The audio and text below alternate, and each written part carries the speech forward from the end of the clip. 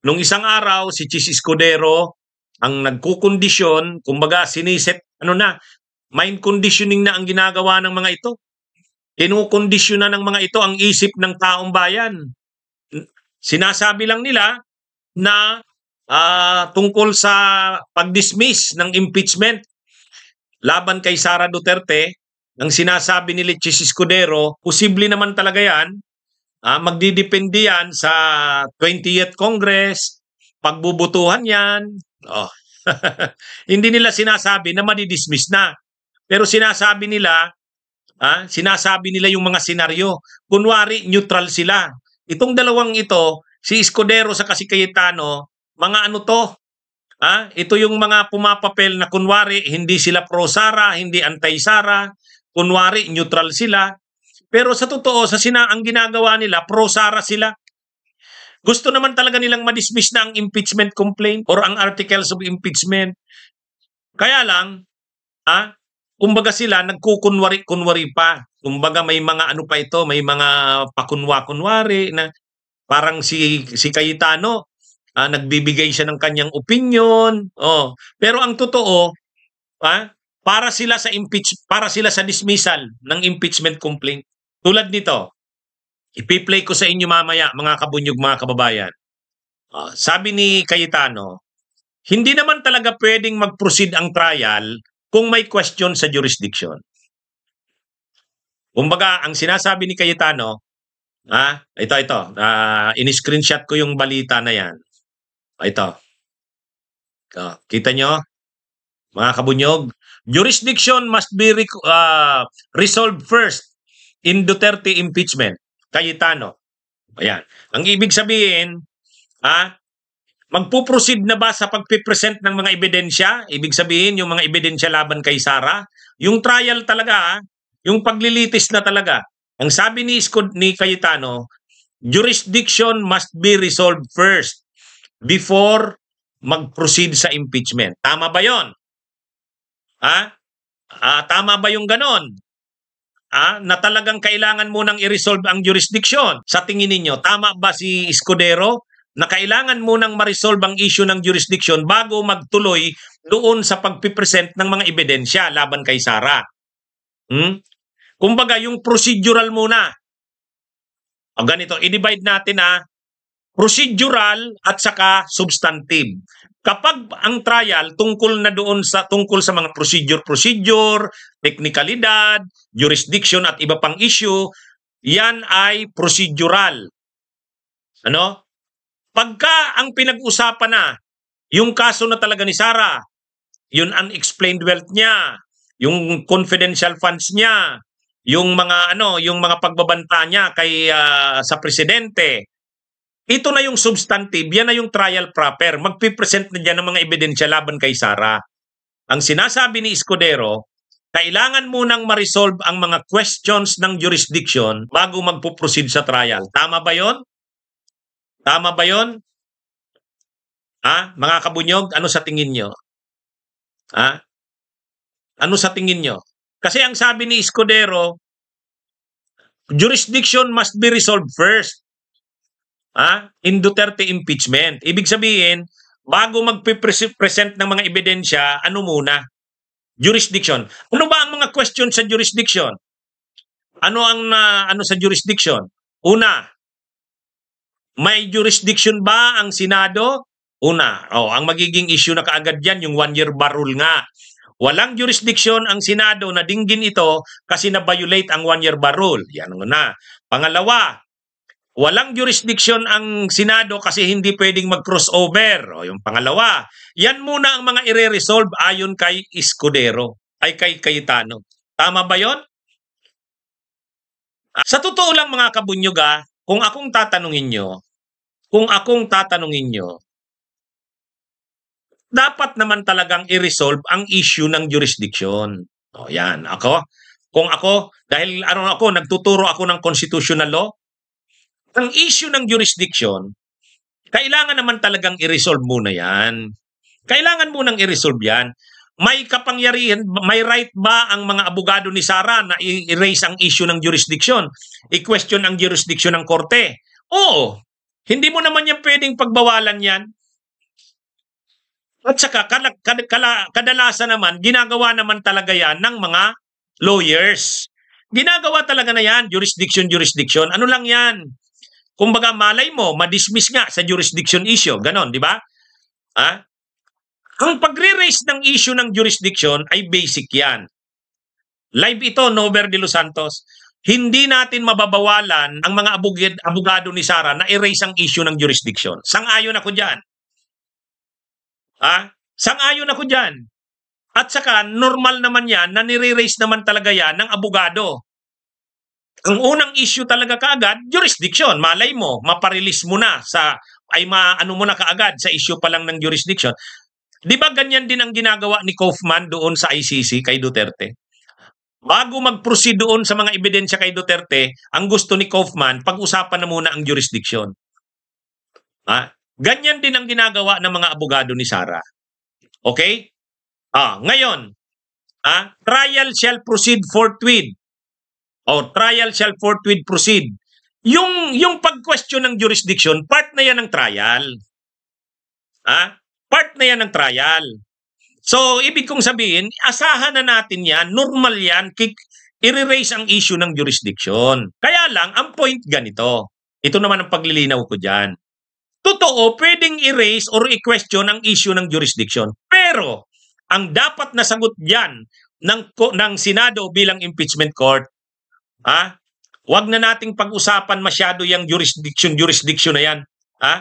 Kasi, ang impeachment ay hindi simpleng judicial in nature, political in nature ito. Wag masyadong patampukin yung mga technicalities na yan, procedural na yan. Kasi ang gusto ng taong bayan malaman ang katotohanan sa allegation sa impeached na officer, sa Vice President. Yun ang interest ng tao dun sa substantive, hindi dun sa procedural. Kaya, bagamat pwedeng erase ang issue ng jurisdiction, dapat, ang sasabihin ng Senado dyan, okay, na-raise nyo yung issue na yan, noted yan.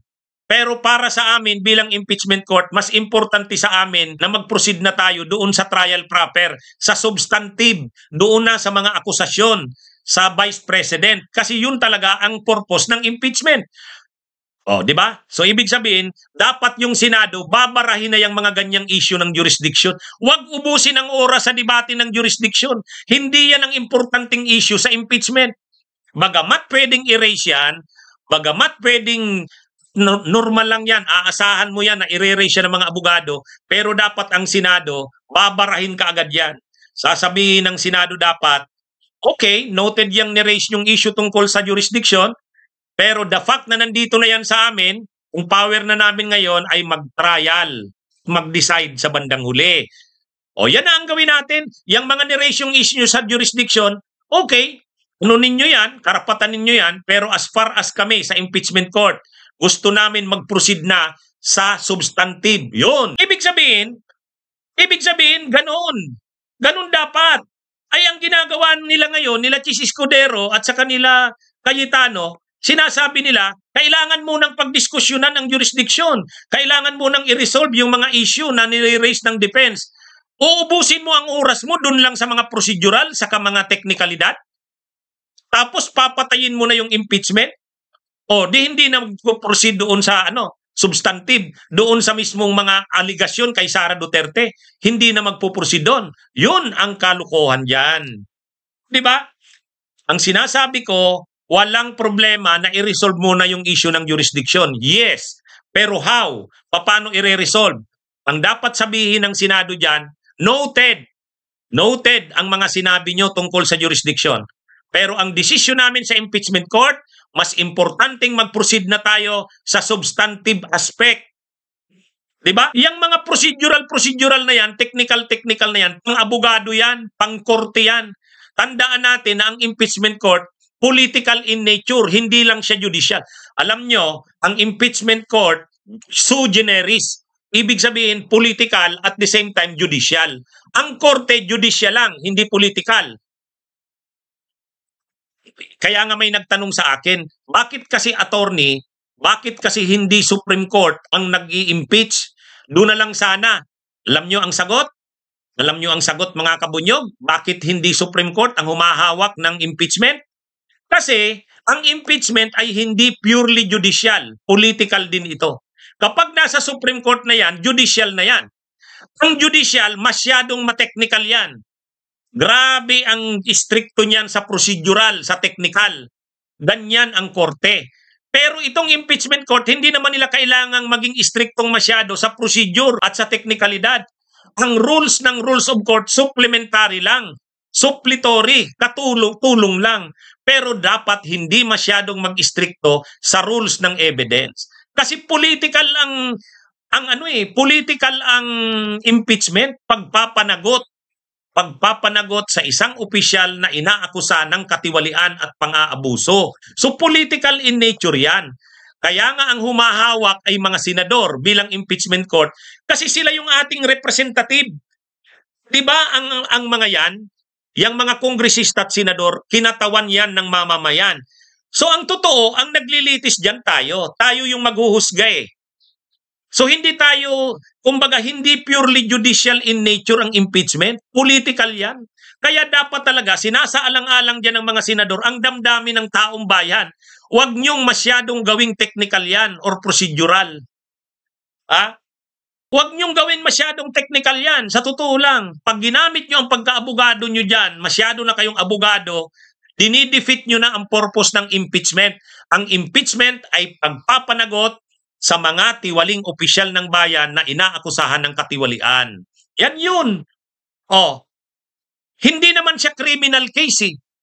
Hindi naman siya criminal case. Impeachment nga eh. Ang maximum lang naman ang mangyayari dyan, matanggal siya sa pwesto, hindi nga siya makukulong. Kaya wag niyong gawing masyadong istrikto. Doon na lang sa criminal case ninyo, istriktuhan niyang mga rules on evidence ninyo.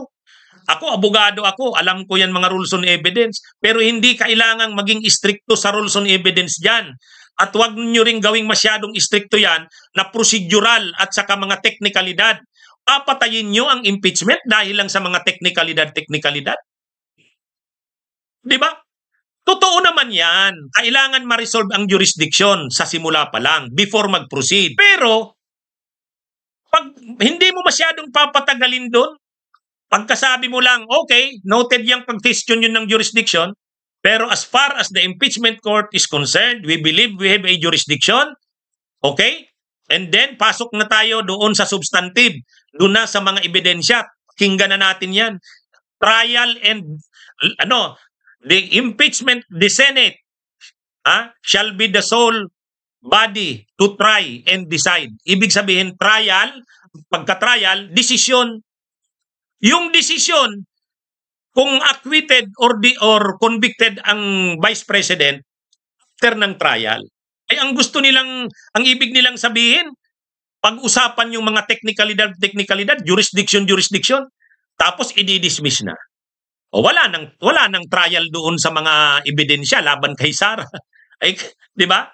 Ganun. Ngayon, ang sinasabi ni Cayetano, pareho din ang sinasabi ni Escudero. Nag-aano sila, kunwari sila, neutral sila. Kunwari, neutral si Cayetano, neutral si Escudero. Pero ang totoo, pabor sila kay Sara Duterte. Yan ang totoo dyan. Yan yung totoo dyan. Pakinggan nyo ang mga sinabi ni Cayetano. Klaro na kapag maraming final na impeachment, tapos dumating sa Committee on Justice, pwedeng magbotohan ng House, tapos i-consolidate o maglalabas sila ng kung ano yung articles of impeachment. Klaro din na pag may 1/3. Ang hindi klaro kasi in this case, hindi nila pinagalaw yung tatlo eh. So ang question, did they violate their own rules? Posibleng hindi na umabot sa paglalabas ng ebidensya ang impeachment trial kay Vice President Sara Duterte. Ito ang isa sa mga posibilidad na nakikita ni Senador Alan Peter Cayetano sa pag-usad ng impeachment case laban sa pangalawang Pangulo. Kasunod ito ng pahayag ni Senate President Francis Chis Escudero na maaaring madismiss agad ang kaso kung may magmosyon at pagbotohan pabor sa pagpapawalang bisa nito. Paliwanag ni Senador Cayetano, maaari lang umabot sa pagpipresinta ng ebidensya kung matiyak na may jurisdiksyon ng impeachment court sa kaso. Ang uunahin mo parati ay jurisdiction. Ano ba ang basihan ni Senator Baton nung sinabi niyang i-dismiss? kasi daw unconstitutional kasi more than one impeachment filed in a year.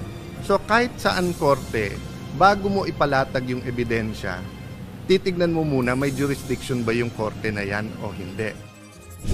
Dagdag pa ni Senator Judge Alan Peter Cayetano, ang usapin sa jurisdiksyon ang dahilan kung bakit hiniling ng impeachment court sa House of Representatives ang ilang impormasyon, partikular na ang detalye sa paghahain sa Kamara ng mga reklamo laban kay Vice President Sara Duterte. Ang kailangan namin yung facts from the House na etong petsa tinanggap yung una, etong petsa tinanggap yung pangalawa, etong petsa tinanggap yung pangatlo. Anong nangyari dun sa tatlong yon? Gumalaw ba yan? Dinala nyo ba ng Speaker's Office? Dinala nyo ba ng Rules Committee? Dinala nyo ba ng Justice Committee? Tapos anong nangyari dun sa pang-apat? Bunsod nito, sinabi ng mambabatas na nalito ang ibang legal luminaries o mga eksperto sa batas sa mga dapat gawin ng impeachment court. May I caution, lalo yung mga law professors, mga legal luminaries natin, huwag natin lituhin ang tao sa what we can and what we should. Umaasa Napanood nyo? Ano pa bang sinasabi nila?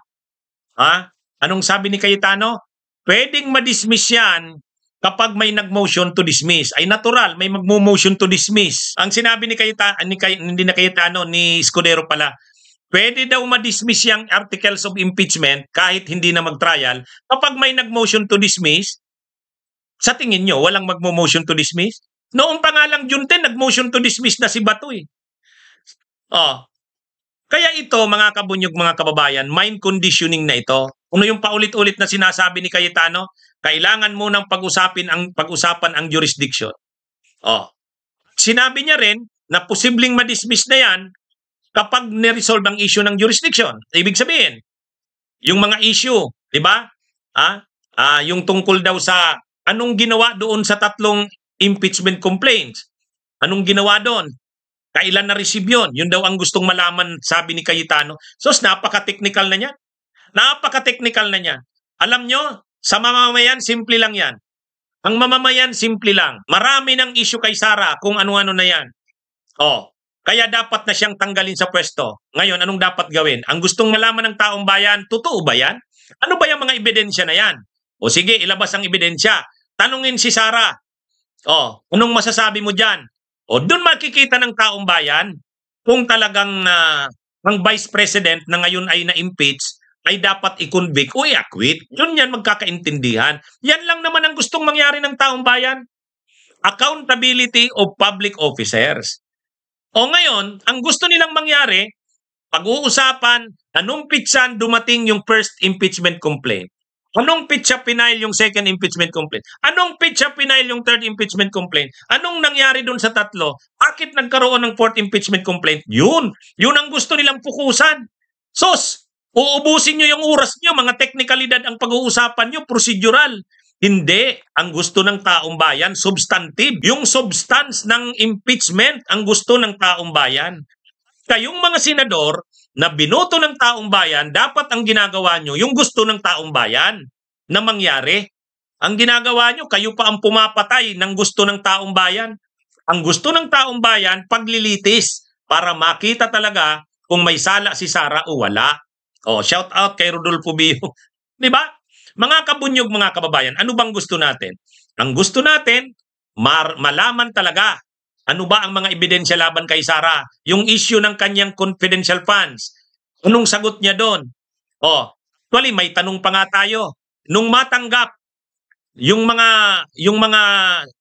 Vice Presidential Security Command, yung head ng Vice Presidential Security Command, pagkatanggap nila ng 125 million matapos ma-incash ang cheque, saan ang dinala? Hindi nasagot yan sa pagdinig sa Kamara. Yung mga issue ng mga Mary Grace Piatos, anong paliwanag ni Sara dyan? Totoo ba yan na ganyan talaga ang mga pangalan? Pangatlo, yung bank accounts niya na sinasabi ni Trillanes, pag-usapan dapat yan. Gusto yan malaman ng taong bayan. Kaya dapat ang mga senador, ang gawin nila yung gustong mangyari ng taong bayan. Ano ba ang gustong mangyari ng taong bayan? Paglilitis. Kasi gustong malaman ng katotohanan ng taong bayan ang katotohanan. Kaya nga ang impeachment political. Kasi kung judicial ang impeachment, katulad korte na lang ang hahawak niyan, doon, istrikto talaga sa ebidensya yun. Procedure talaga ang pinag-uusapan doon. Ano yun? Teknikalidad talaga yun. Kaya lang, ang sabi nga ng mga sumulat ng konstitusyon, huwag masyadong gawing technical ang impeachment. Political ito. Pinapanagot mo dito ang isang opisyal, mataas na opisyal na nakakumit ng pang-aabuso at katiwalian. Yan yun eh. So ibig sabihin, talaga ano ito? Kung ang purpose ng konstitusyon ay talagang masyadong istrikto, ay di sa korte dapat pinapile ang impeachment. Di ba? Sa Supreme Court sana pinapile ang impeachment. Bakit ang linagay sa konstitusyon, Senado? Ay kasi ang Senado, yan ang kinatawan ng mamamayang Pilipino. So tayong mamamayang Pilipino ang maglilitis sa inimpeach na opisyal. Pag tayong mamamayang Pilipino, hindi sa atin masyadong importante ang mga procedure, teknikalidad. Ang gusto nating makita, ebidensya. Di ba? Yun. Ngayon, biglang-bigla ngayon, itong mga senador na to, naging mga istriktong masyado sa teknikalidad, masyadong istrikto sa procedural. Kasi ayaw nilang pag-usapan yung substance ng impeachment. Di ba? Papayag ba tayo sa ganyan? Tatanggapin ba ng taong bayan kapag ang ginawa ng mga senador ay i-dismiss yan? Kasi narinig na natin kanina sa balita, ang posibleng mangyari ay, sinabi mismo ni Cayetano, posible yan na ma-dismiss at hindi na dumating doon sa punto na magpipresent pa ng mga ebidensya laban kay Sara Duterte. Bakit? Dismiss na eh. Paano nila i-dismiss? Teknikalidad, jurisdiction. Yun. Yan ang ano dyan. Yan ang problema dyan. Ngayon, ito namang sila Chis Escudero sa kasi Cayetano, dapat sana dahil mga abogado ito, dapat sana yung pinaliwanag natin ang papairali nila. Dapat sila nga ang babarakila Bato eh. Dapat nga sila ang babarakila Padilla. Dapat sasabihan ni Escudero sa kani Cayetano dahil mga abogado sila. I'm sorry to my colleague, Honorable Senator Bato de la Rosa and Robin Padilla, pero hindi tayo pwedeng mag-akto na tayo ay abogado. Hindi tayo pwedeng mag-motion to dismiss kasi judge tayo. Sila dapat ang nagsasabi niyan sa kapwa nila judge. Kasi abogado sila eh. So dapat sila ang maglinaw sa mga kapwa nila abogado at sa mga kasamahan nilang senador. Pangalawa dapat na sabihin nila, sila Cayetano at saka si Escudero, ang impeachment, ang purpose nito, pag-hold accountable ng mga public officers. Kaya nga ang impeachment, nandun sa Article 11. Alam nyo mga kabunyog, ang Constitution may Article 6. Ang Article 6 tungkol sa Kongreso, Legislative Department. Ang Article 11, Accountability of Public Officers. Ang usapin sa impeachment, wala doon sa Legislative Department, nasa Article 11. Nandun po yan. Article 11. Accountability of Public Officers. Kaya dapat makita ng mga senador na ang impeachment ay trabaho nila, umaakto sila dyan bilang kinatawan ng mamamayan. So bilang kinatawan ng mamamayan, lilitisin nila ang inimpeach na official sa pagkakataong ito, si Sara Duterte, kung mayroon nga bang ebidensya laban sa kanya. Yung mga inaakusa sa kanya na ginawa niyang krimen, mayroon bang ebidensya? Ano yun? Pagkatapos ng trial, magdi-decide. Convicted or acquitted. Kaya ang nakalagay sa konstitusyon, trial and decide. To try and decide. The Senate shall be the sole body to try and decide. Trial, maglitis, decide, magdesisyon. Ang gusto nilang gawin ngayon, wala nang trial tungkol sa mga ebidensya. Wala na, i-dismiss na. Matapos lang pag-usapan ang mga jurisdiction, teknikalidad, procedural.